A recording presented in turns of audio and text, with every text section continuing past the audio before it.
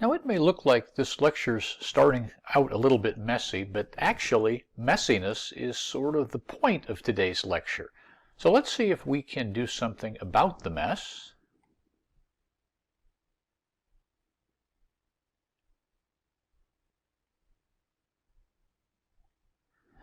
So we took that jumbled collection of letters and we rearranged it into much more organized fashion to spell a particular word. And that word is the topic of today's video, and that is entropy.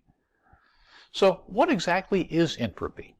Well, the first few slides hopefully gave you a little bit of a clue to that, because entropy, at least in simple terms, is a measure of disorder. So when we first try to introduce this concept to students, we often use an analogy that relates entropy to disorder. Some chemical purists don't like that, but I think it's a pretty valuable way to start out. And I'm going to show you how disorder is actually a reasonably good description of entropy. In more scientific terms, entropy is a measure of probability. And you're thinking, what the heck? How do you measure probability? Well, probability is just chance or odds. And what entropy really says is in a particular situation, of all the possible outcomes that might occur, whichever one is the most probable or the most likely is the one that should occur. So in this video, we're going to talk about how probability and disorder can both be a reasonably good description of entropy.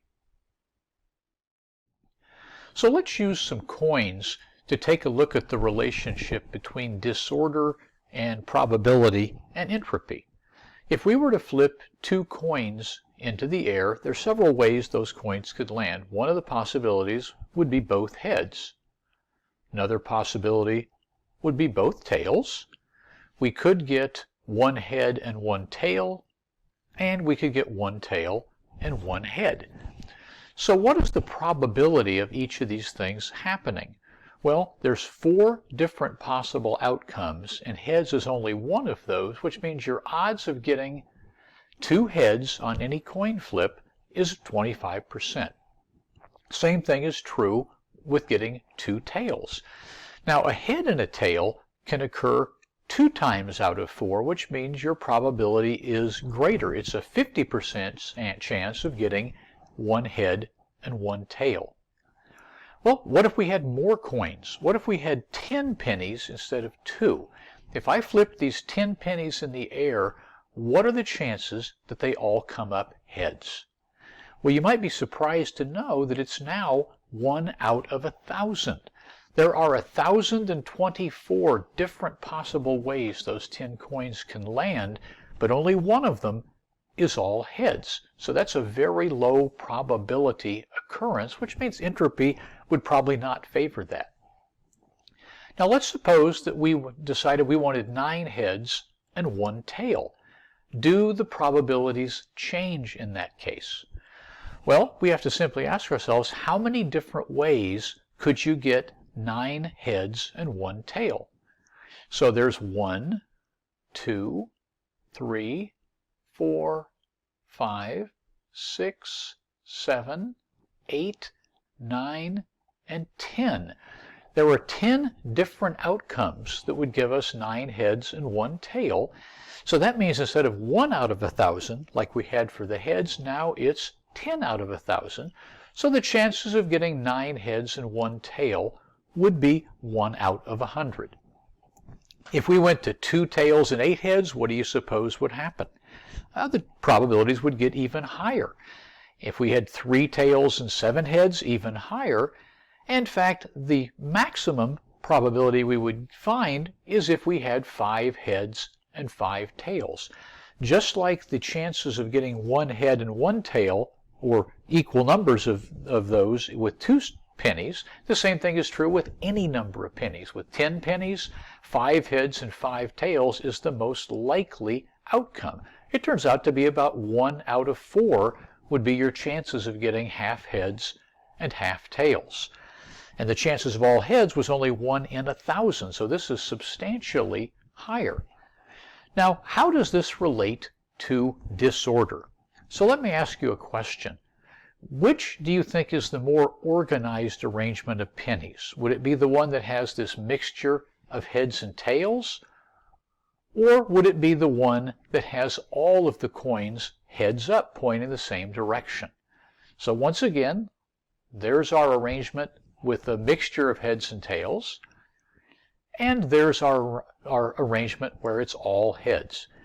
Personally, I think having all the coins facing the same direction is more organized.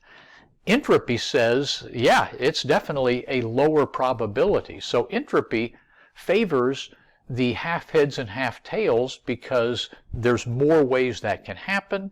And we say, that's also the more disordered arrangement. Entropy does not favor getting all 10 heads because the chances of that happening are only 1 out of 1,000, and we would say, that's also the more organized arrangement, and entropy does not like order. Now that we've had an introduction to entropy and disorder and probability, it's time to do a home experiment. This is an experiment you guys could do at home, but in case you don't want to, I've done it for you.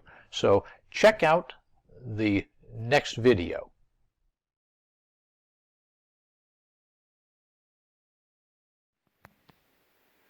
All right, we're going to do a little entropy experiment here. So I just finished washing some socks and towels, and they look pretty messy in there. So we're going to put those in the dryer and see what entropy has to say about this. So let's get all these things out of the washing machine. And we'll put them in the dryer here.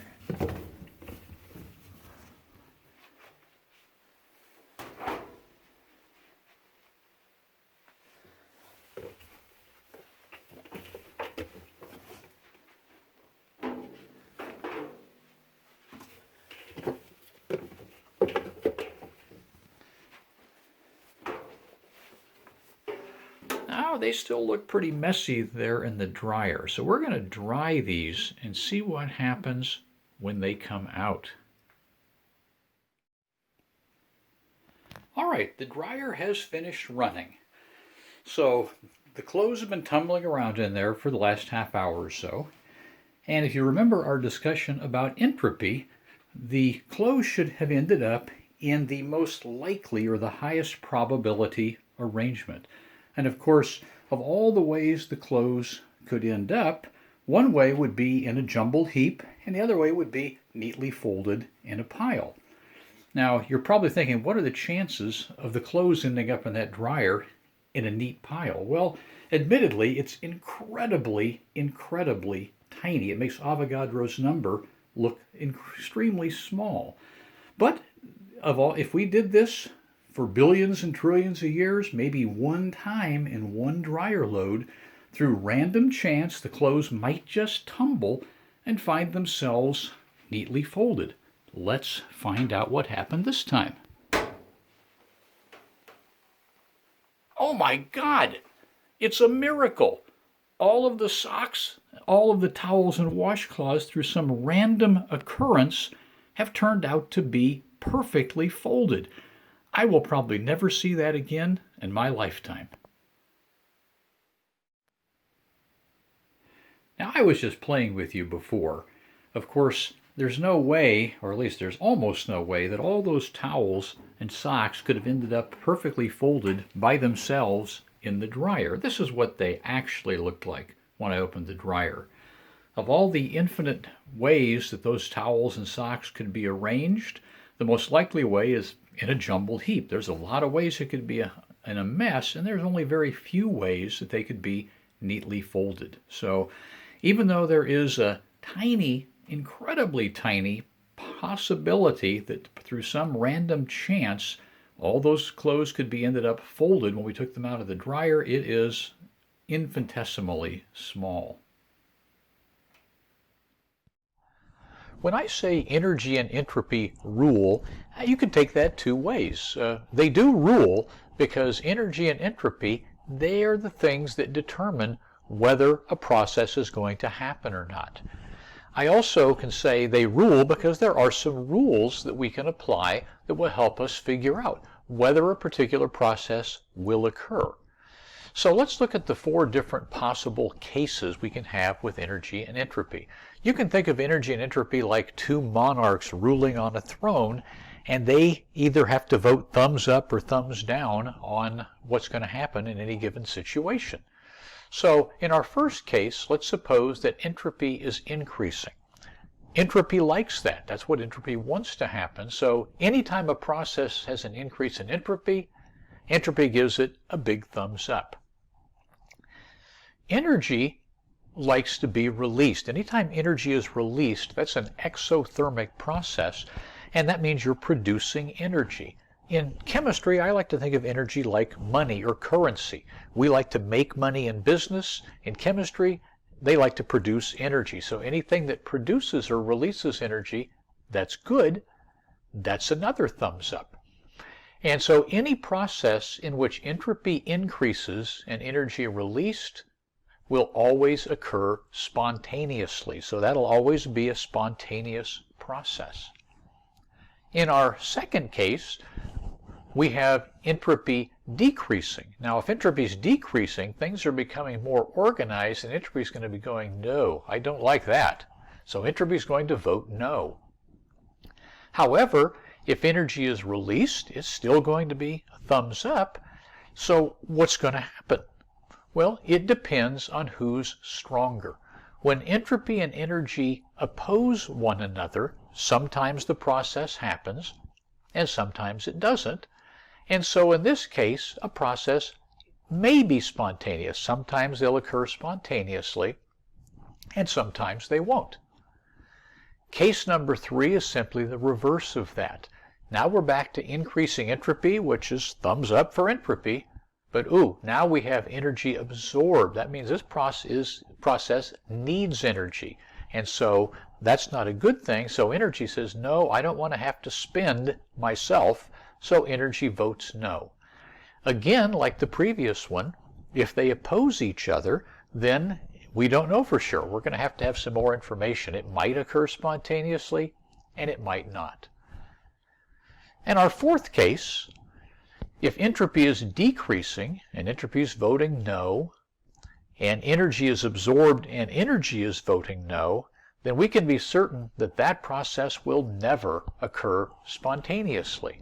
Now, a process that energy and entropy oppose, just because they don't occur spontaneously, doesn't mean they can't happen. Most of the processes carried out, by our various manufacturing facilities in the world are processes in which entropy decreases and energy is absorbed. Building a car, building a house, they all decrease entropy, they all absorb energy, but they happen, but just not spontaneously. A pile of lumber is not going to just assemble itself into a house. A bunch of car parts will not self-assemble into a car. But we can make that happen. We can build a house, and we can build a car by simply adding energy. So if we put energy into a process, we can make any process happen. This is just about whether the processes will occur on their own.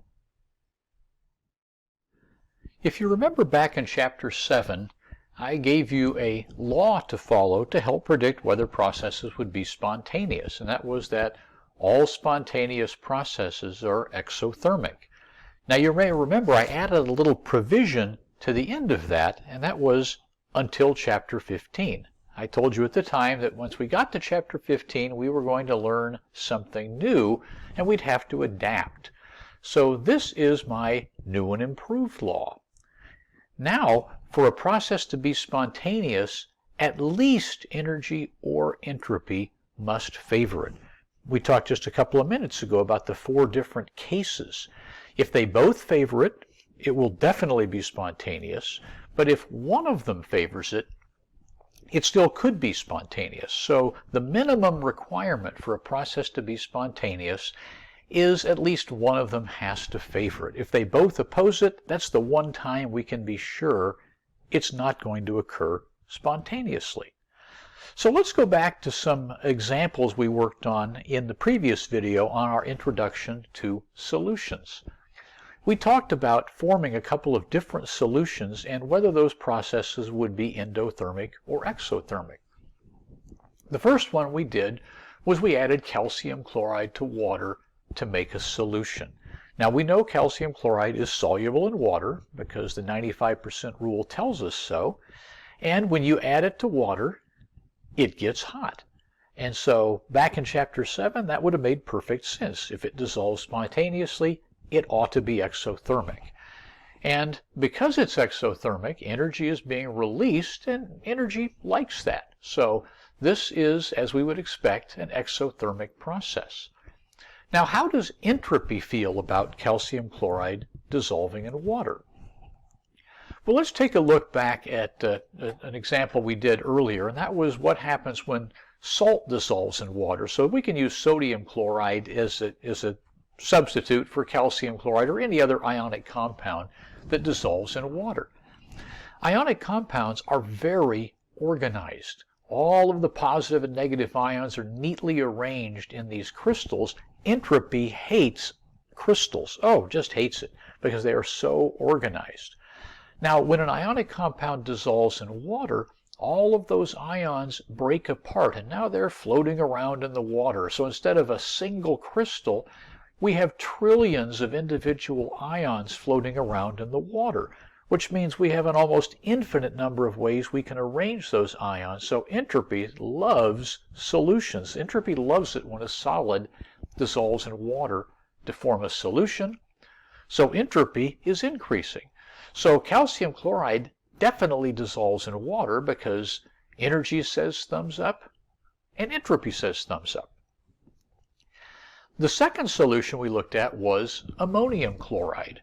We found that if we put ammonium chloride in water, it dissolves very well, as it should, but it got cold. That was a violation of our Chapter 7 version of my law. A spontaneous process is supposed to be exothermic, not endothermic. But in this case, energy was absorbed. So energy says, no, I do not want ammonium chloride to dissolve in water. But it did anyway. So if energy says no, but it happened anyway, somebody had to say yes, and the only somebody out there is entropy.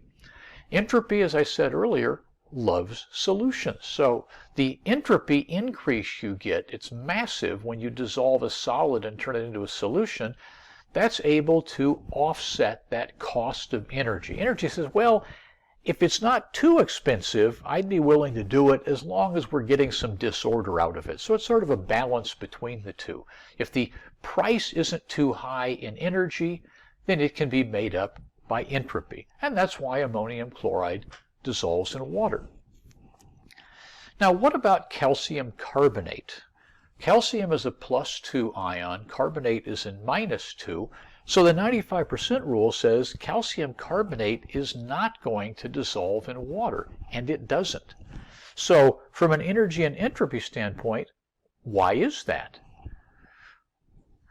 Well, entropy says a big thumbs up, as always. Entropy loves solids to dissolve in water. So if entropy says yes, but it's not happening, what could be stopping it? Well, the only thing that could be stopping it has to be energy.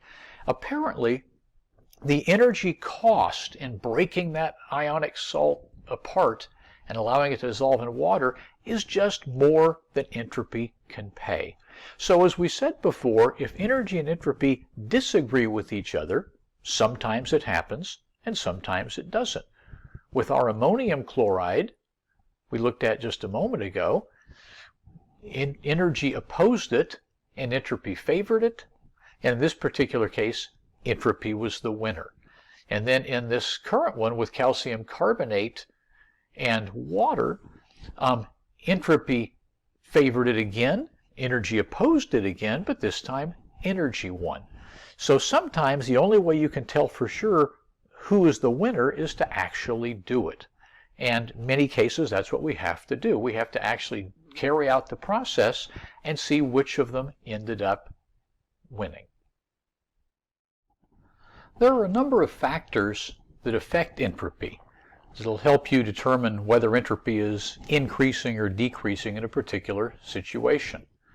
The first one of those is the number of particles that we have. That applied just a couple of minutes ago to our solutions. When we broke apart the crystals of an ionic compound, the number of particles increased, and therefore the number of possible arrangements increased. So let's take a look at a simple example. Here's a little postcard with 4 numbers on it. There's only one possible arrangement because that card's a single object.